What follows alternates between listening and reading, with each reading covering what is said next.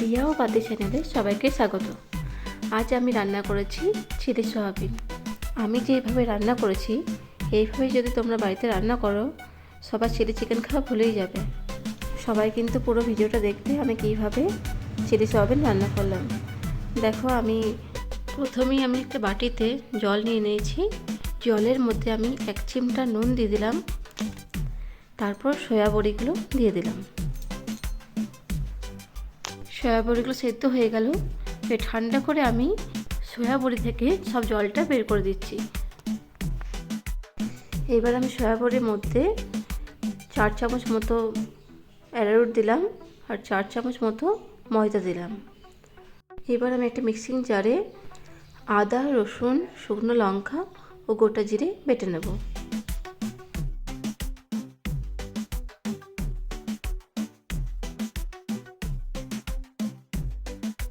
দেখো, আমি বেটে নিয়েছি। এবারে সয়া বড়ির মধ্যে দিয়ে দেব। স্বাদ মতো লবণ দিয়ে দিলাম, 1 চামচ হলুদ গুঁড়ো দিলাম, 1 চামচ গোলমরিচ গুঁড়ো দিলাম। এবার খুব ভালো করে মেখে নেব। আমার মাখা হয়ে গেছে। এবার আধ ঘন্টা রেস্টে রেখে দেব।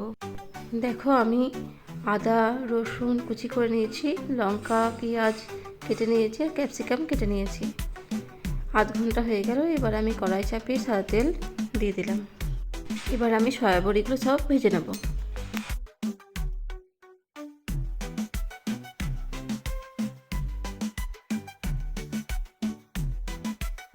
এবার আমি গ্রেভিটা ঘন করার জন্য কর্নফ্লাওয়ার নিয়ে নিলাম। কর্নফ্লাওয়ারটাকে জলে গুলে রেখে দিলাম।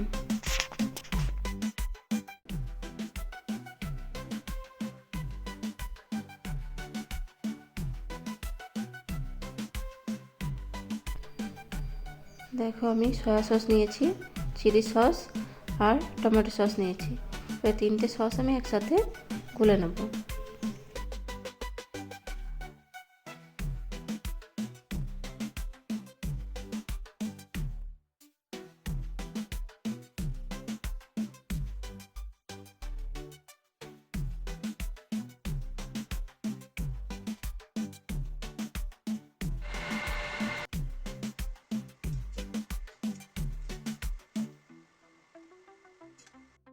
আমার সব সয়া বড়ি ভাজা হয়ে গেছে।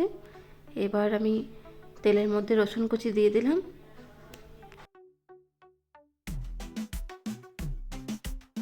এবার আদা কুচিটা দিয়ে দেব।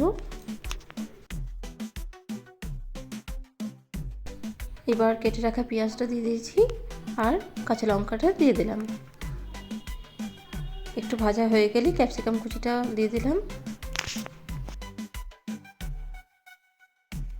এবার আমি স্বাদ মতো লবণ দিয়ে দিলাম আর 1 চামচ মতো কাশ্মীরি লঙ্কা মির্চ দিলাম।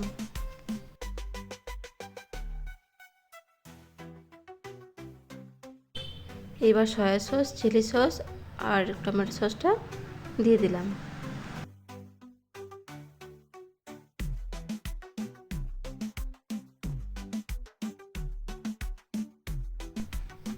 এবার আমি 1 চামচ মতো চিনি দিয়ে দিলাম।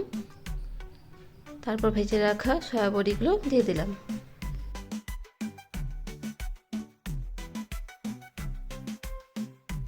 এবার আমি কর্নফ্লাওয়ারটা দিয়ে দিলাম।